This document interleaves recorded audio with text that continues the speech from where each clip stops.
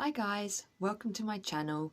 So it's December. I hope you're all doing your countdowns to Christmas. So December is a funny month for me. Obviously we have Christmas, but it's also a time where I tend to think back a lot to things that happened in the past in December, and one of those main ones is December 2008. I was an inpatient in an eating disorder unit. I'd been there since the June, so June, July, August, September, October, November, 6 months. I'd been there 6 months. Hated it, really hated it. I was sectioned, but it was in December the 10th, that I ran away. I ran away from the hospital that I was in, and I ran to France. Well, not literally run to France, but so how it worked in the hospital was you were allowed a daily walk around the hospital grounds once you'd reached a certain BMI, and I was at that level. And so one day, I'd planned it, by the way, I'd planned that what I wanted to do was get to France, and then I thought I could get from France to Spain where my sister was living, and I could just go to my sister, because I can't explain how desperate I felt. I hated that hospital so much, the whole environment. At the time, I was very, very mentally unwell. I was very anorexia consumed, and that's partly why I'm talking about this, because I'm talking about it to look back and reflect on how far you've come. But basically, yeah, I like worshipped anorexia at this point back in 2008, and you know, I hated everything around me, and I just felt I needed to get out. I couldn't cope anymore, so I ran away. So we were let out for our daily walk. The cleaner let us out, so we were out, and as I say, I'd planned it, so I had my passport, my debit card, and as we were out on the walk, I just left the hospital grounds. And please, if you're watching this, don't take this as tips on, you know, how to escape or run away from hospital. That's not why I'm doing this. It's just to kind of, because I've been thinking about it, because it's December, and because it has kind of made me look back and think, God, I would never like to be in that position again. I'm so pleased with how far I've come. But anyway, yeah, so I left the hospital grounds and I ran to catch the bus to get to the station, got the underground to St Pancras, where I brought my ticket to France, and I brought a single because I thought I'm not going to need a return. So then, you know, and obviously, as I say, I was sectioned, and I knew that there would be a point where the staff in the hospital realised that I was missing, and it was kind of like just waiting for that point. I was constantly, you know, looking over my shoulder thinking, are they just going to turn up and find me? They didn't. So, you know, I got on the Eurostar, and it set off, and I was away on my way to Paris. During the journey to Paris, I obviously had a lot of phone calls from staff in the hospitals, you know, saying, where are you? From the police, saying they were, you know, concerned, looking for me. From my parents, who were obviously sick with worry of what I was, you know, where I was, what I was doing. I got to France, got to Paris, got off the train, and it's a really massive station, the Gare du Nord.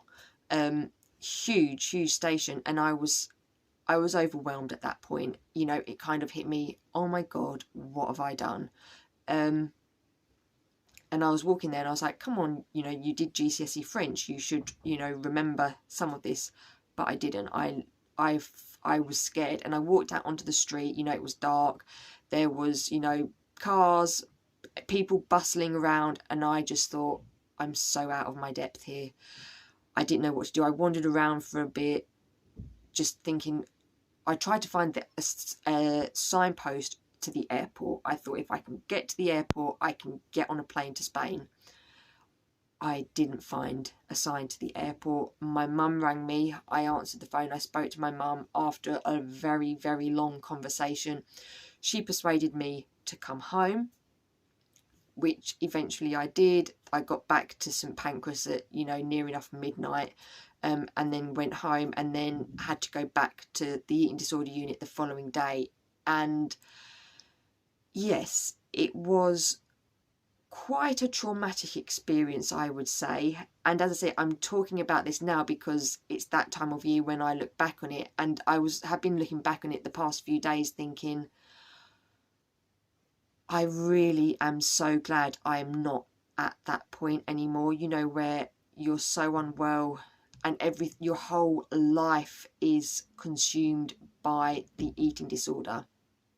And you know, I feel proud, I suppose. I feel pleased with how far I have come in my recovery. And like this week, so this week I've done quite a few presentations to universities on my experiences, eating disorders, around, you know, to medical students, to sports students, and it it's a good place to be in, and to, you know, look back on, you know, 2008. So what, 13 years ago, the unlucky 13. To look back 13 years ago this month, I was running away to France, and here I am 13 years later, talking to, you know, students about my experiences, trying to, you know, educate, raise awareness, help, you know, future professionals work with eating disorder patients in a better way than I had. So yeah, I just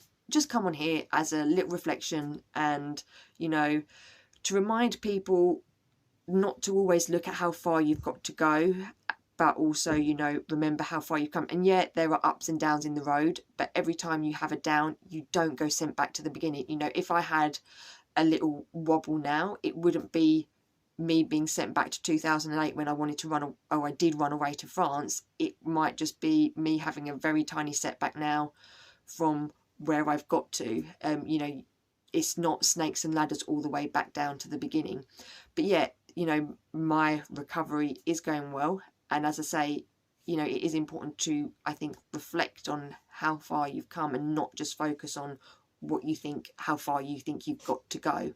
And so yeah, that's just my video for this week. If you've got any sort of reflections you might want to, you know, share with me, then please do leave it in the comments. And yeah, if you like it, please like, subscribe if you want to. And if you want to actually check out my whole journey, I suppose you can look at my my athlete to anorexia to athlete story video.